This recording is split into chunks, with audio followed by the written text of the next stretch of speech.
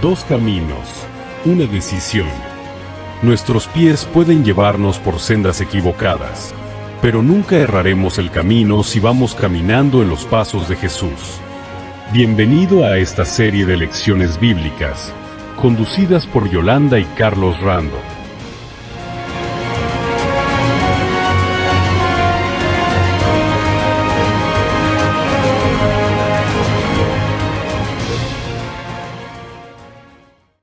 Hola amigos, qué gusto comenzar esta extraordinaria aventura de andar caminando en los pasos de Jesús. Es una hermosa aventura porque vamos a descubrir a un personaje histórico que nos va a cambiar la vida. Y además de histórico, un personaje que te va a acompañar porque no vive solo en la historia, sino que en el presente está todavía con nosotros, ¿no es cierto? Sí. Y realmente el mundo necesita de ese personaje. ¿Por qué? Porque el mundo está cada vez más complicado. Pestes, hambres, guerras, terremotos. La naturaleza está desesperadamente clamando por algo, por una solución. Y no solamente la naturaleza, los que vivimos en el mundo estamos clamando porque esto cambie, porque la situación está cada vez peor. ¿Cómo se ve el mundo? Realmente es como enfermo, como alguien que necesite un médico que lo cure. Y ese médico existe y lo vamos a tratar de ver justamente en estos programas, ¿no es cierto? Pero bueno, ¿qué es lo que nosotros necesitamos cuando caminamos en la oscuridad? Desesperadamente buscamos algo que nos alumbre, una lámpara. Una lámpara, exactamente. Y mira, ¿sabes que la palabra de Dios es precisamente eso? Tu palabra es una lámpara para mis pies, una luz en mi camino. Qué extraordinario. Yo he tenido que caminar a veces en la oscuridad y a riesgo de tropezar y alguna vez nos hemos dado un tropezón por no tener una lámpara. Qué bueno es tener ahora una luz en nuestro camino. Precisamente si esa luz ilumina nuestra senda, ilumina el mundo, tenemos que tener en cuenta que también refleja la luz que viene de nuestro Señor Jesucristo. Él es la luz del mundo, sin ninguna duda. ¿Y cómo vamos a conocerlo mejor? Bueno, queremos proponerles algo. ¿Qué tenemos allí, Yolanda? Bueno, tenemos un folleto muy sencillo y muy profundo a la vez, que es Caminando en los Pasos de Jesús. Son breves lecciones, totalmente basadas en las Escrituras. Y hoy vamos a considerar una. En todo caso, nosotros podríamos decir que el libro de texto es la Biblia. Y ese sería el cuaderno de clase. La guía. La guía para poder entenderlo. Aquí para hacer los ejercicios. Exactamente, el libro de texto que nos va a introducir para conocer la Biblia más a fondo. Y si nosotros marcamos aquí, ¿me permites? Sí. Fíjate que acá viene esto con preguntas, ¿no es cierto? Vamos a mirar la primera pregunta. Bueno, ¿de quién dan testimonio o revelan las Escrituras? Bueno, ahí te dice que tenemos que ir a leer San Juan capítulo 5, versículo 39. A ver, ¿qué dice en San Juan 5:39? Ustedes escudriñan las Escrituras porque piensan que en ellas tienen la vida eterna. Ellas testifican de mí. Pero qué triste que aunque las Escrituras estaban a disposición del pueblo, ¿qué dijo el Señor Jesús? Sin embargo, no quieren venir a mí para tener vida eterna. Muy bien, las Escrituras. ¿Qué son las Escrituras? Las Escrituras son un conjunto especial de libros que conocemos como la Biblia. Vamos a tratar de ver a quién revelan las Escrituras. Las Escrituras son el libro de Jesús porque hablan de Jesús. Pero también pueden cambiar la vida de la gente. Hay un testimonio súper interesante que tiene que ver con la vida de un niño y también con quién. Loida y Eunice. Timoteo es el niño que Pablo prohijó.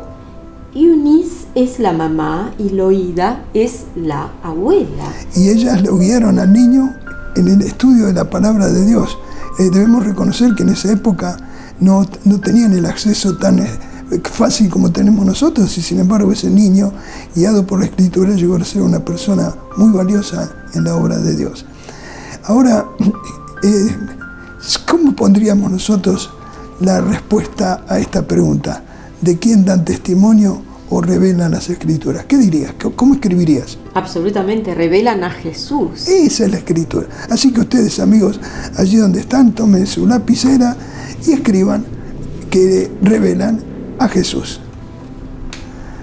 Muy bien. Contestada la primera pregunta, ¿vamos a la segunda? Vamos a la segunda. Ahí tenemos la segunda. ¿Qué es la Biblia y quién lo escribió? Bueno, vamos a ver qué es la Biblia. En primer lugar, tenemos que reconocer lo que dice, ya hemos dicho que es un conjunto de libros, pero vamos a ver, ¿quién escribió?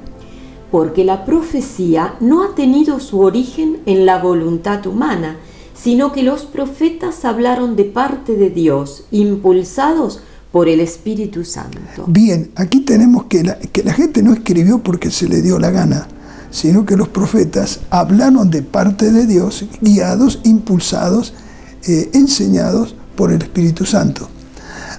Vamos a ver algo interesante. ¿Cómo es esto de la escritura? Sabes que en la antigüedad los egipcios, por ejemplo, escribían en piedras con los famosos jeroglíficos. Había también escrituras en barro, escritura cuneiforme, en tabletas de barro cocido. También estaba, los egipcios tenían el papiro. Esto que vemos en la pantalla es la planta de papiro de la cual fabricaban. De paso, hasta hoy en Egipto, si uno siguen haciendo pergaminos, si ¿no? uno va a visitar, Sí. Hay fábricas que te llevan y te muestran cómo se fabrica esto, que fue un lugar de escritura, una forma de escribir. Pero es interesante el legado de Pérgamo. En Pérgamo se fabricaban, como no podía ser menos, ¿quién se fabricaban? Los papiros, los ¿no? pergaminos. Pergaminos. Los pergaminos. De ahí el nombre. ¿Y qué se hacía? Se alisaban cueros. Los pergaminos eran de cuero, alisaban ahí y tenían superficie como para poder escribir. De ahí el nombre de pergamino. Los libros en aquella época eran rollos sueltos. Un conjunto de libros forman una Biblia o Biblia, que en todo caso nosotros la tenemos como biblioteca. Un conjunto de libros sagrados forman una biblioteca sagrada. Así que tenemos una biblioteca al tener la Biblia. Exactamente. Son 66 libros en total, que están divididos en Antiguo y Nuevo Testamento, antes y después de Cristo. Claro, en lo pasado eran rollos, hasta que llegó un gran invento chino, que fue el papel. Pero todo, por supuesto, se escribía a mano, hasta que por allá, por el siglo XV, ocurrió algo extraordinario. Johannes Gutenberg, en Alemania, hacia el 1450, inventa la imprenta de tipos móviles. Quizás ya había algunos antecedentes del Oriente, pero a Gutenberg se le debe el haber utilizado la imprenta. ¿Y sabes una cosa? ¿Cuál fue el primer libro que se imprimió? La Biblia. La Biblia, claro que sí. El primer libro impreso fue la Biblia. Y si uno visita allí en Alemania, en el museo, podrá ver que ahí está un ejemplar del primer libro impreso. Impresionante, la Biblia. impresionante. Ahora, las cosas han evolucionado. Nosotros podemos tener todos los libros en un solo volumen. Por eso, lo mejor que nosotros podemos decir que la palabra Biblia significa biblioteca, es una biblioteca sagrada. Y esto ha evolucionado tanto la tecnología que hasta hay lectores y hasta podemos tener la Biblia varias versiones en nuestro teléfono. Y también, no solo estamos a un clic de tener diversas versiones y diversos idiomas. ¡Qué lujo! ¡Qué lujo! Verdaderamente un lujo extraordinario. Entonces, ahora podríamos estar diciendo, ¿cómo responderíamos a esta pregunta? ¿Qué es la Biblia? Es una biblioteca de libros santos inspirados por los profetas de Dios. Muy bien. Inspirados por Dios a través de los profetas. Y escrito por los profetas. Muy bien. Ahí lo tenemos para escribirlo. Bueno, pasamos a la siguiente pregunta. Bien. ¿Qué encontraremos en la palabra de Dios? Bueno, vamos a ver que eso lo tienes en San Juan. Seguimos leyendo entonces. Santifícalos en la verdad.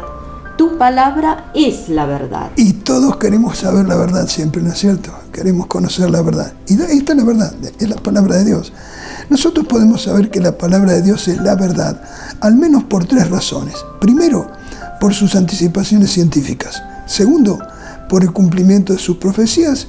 Y finalmente, porque al leerla y ponerla en práctica, se transforma la vida. Habría otras evidencias más, pero esto ya es suficiente. Así que quizás podemos responder a la pregunta esta: ¿qué encontraremos en la palabra de Dios? Encontraremos la verdad porque la Biblia es la verdad. Exactamente. Ya estamos en condiciones de ir a la 4ª pregunta porque va ligada con la anterior. ¿Qué dice Y es allí? muy interesante. ¿Cuáles son algunas de las anticipaciones científicas de la Biblia? ¡Qué interesante! ¿La Biblia anticipa la ciencia? Claro que sí. Mira, lee ese versículo. Él está asentado sobre el globo de la tierra, cuyos moradores son como langostas. Él extiende los cielos como una cortina, tiéndelos como una tienda para morar. Dios extiende el norte sobre el vacío, suspende la tierra sobre la nada. Bueno, ¿sabes? Entonces nosotros podemos saber que la Biblia dice la verdad porque hay... ¿Qué cosa?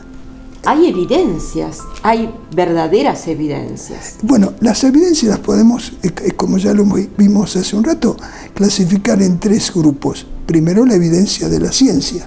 Acabas de leer un versículo y la pregunta es la siguiente: ¿qué forma tiene la Tierra? Habíamos aclarado que es redonda, achatada en los polos. Bueno, pero si hubieras ido al colegio hace 1000 años atrás, ¿qué te hubieran enseñado allí? Bueno, habían cosas excéntricas, Rara, ¿no? muy extraordinarias. Como apoyar sobre tortugas o sobre elefantes.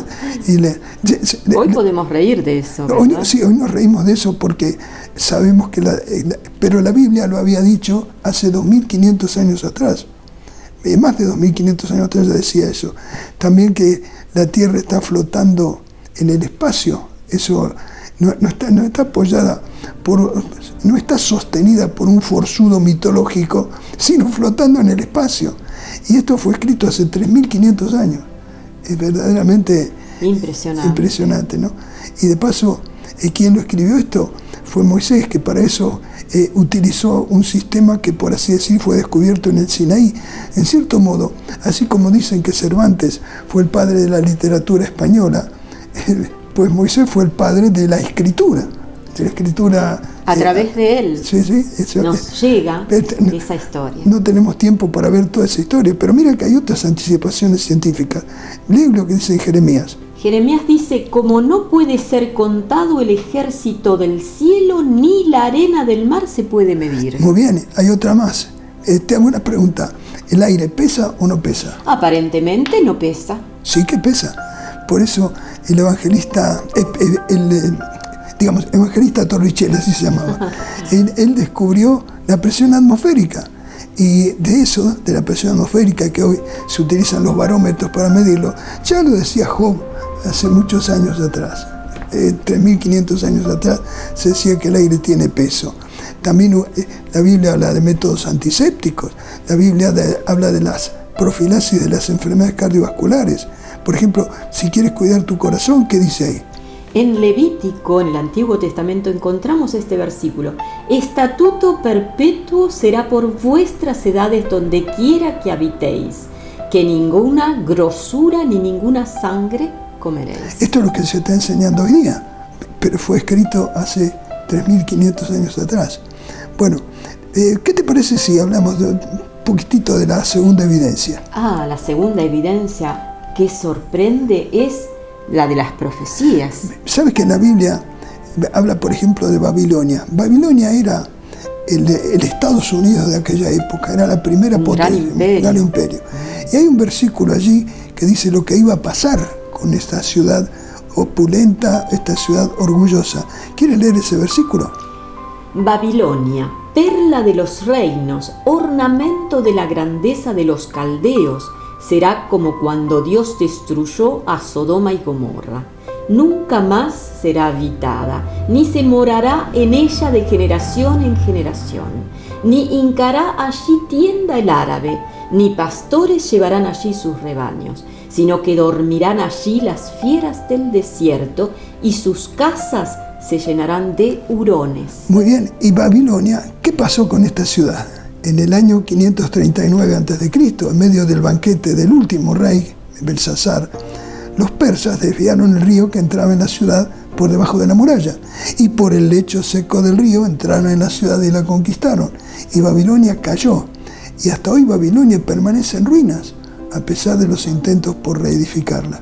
Extraordinario, porque era el imperio más poderoso, inaccesible. En una profecía se la menciona como una cabeza de oro, ¿no? Y en un día cayó, en un solo día. En una noche, claro. En una noche. Y aunque después gobernaron otros allí, la ciudad fue entrando en la decadencia, gobernaron los conquistadores, la ciudad fue entrando en la decadencia y se cumplió lo que estaba anunciado. Lo cierto, Yolanda, es que la Biblia contiene muchos cientos de profecías. Algunas están totalmente cumplidas, otras están en proceso de cumplimiento y otras más todavía faltan cumplir porque todavía no llegó el tiempo, pero a su tiempo la profecía se va a cumplir. Eso no quepa ninguna duda. Y ahora te voy a hablar de la tercera evidencia. ¿Qué tiene que ver Don Quijote aquí con Sancho? Bueno, ¿te acuerdas que leíste el Quijote, por supuesto? Sí. Bueno, viste que el Quijote quedó trastornado por la lectura de los libros de caballería. Ah, tienes razón, aunque conservó su espíritu noble, pero lo vemos en acciones bien excéntricas. Trastornado por la lectura. Bueno, aquí hacemos el contraste. Hay gente que dice, ignorantemente, que si lees la Biblia te vas a volver loco. Yo te digo al revés. La lectura de la Biblia evita que te vuelvas loco. Y la lectura de la Biblia, como dijimos hace un momento, puede cambiar la vida de la gente. Mira, esa es otra evidencia extraordinaria. Me gusta esta imagen. Fíjate, de izquierda a derecha, ¿no es cierto? Un rostro desagradable, como es transformado por el poder de la palabra de Dios y el Espíritu Santo, transformado, porque la Biblia sin duda cambia la vida. Y cómo los rasgos muestran eso, dan evidencias de ese cambio interior. Exactamente. El ladrón deja de serlo, el mentiroso deja de serlo, el criminal deja de serlo, y así podríamos decir que como la vida de la gente, la persona triste se transforma en alegre. En fin, son muchas ventajas que tiene la lectura de la palabra de Dios y por supuesto la puesta en práctica. Entonces podríamos contestar a esto. ¿Cuáles son algunas de las anticipaciones científicas de la Biblia? Que la Tierra es redonda y flota en el espacio. Exactamente. Ahí hay y otras más que no las hemos puesto acá. Bueno, vamos a la pregunta siguiente. ¿Qué se consigue al estudiar las Escrituras? Esto es algo que la gente pregunta. ¿Para qué quiero estudiar las Escrituras? ¿Cuál sería el objetivo? Bueno, lee Romanos 15:4. Todo lo que antes fue escrito, para nuestra enseñanza fue escrito, para que por la paciencia y el consuelo de las Escrituras tengamos esperanza. Necesitamos tener esperanza. Esperanza es sentir que no todo está perdido. Y me gusta también esta imagen de la oscuridad. Vemos que tiene una llave para abrir una puerta. Bien, esa llave es la Escritura que abre la puerta a un camino luminoso, el camino de la esperanza. El sol de justicia que sale, ¿no? Y resplandece en la medida que vayamos caminando con él. Y finalmente, antes te pregunto, ¿cómo respondemos a esto? ¿Qué se consigue al estudiar las Escrituras? La preciosa esperanza. Esperanza, muy bien. Y ahora sí vamos a la última pregunta. Figuradamente, ¿qué hay que hacer con la Biblia? Te va a sorprender la respuesta. A ver, la lees. Cuando se hallaron tus palabras, yo las devoré, y tu palabra fue el gozo y la alegría de mi corazón, porque llevo tu nombre, Señor Todopoderoso.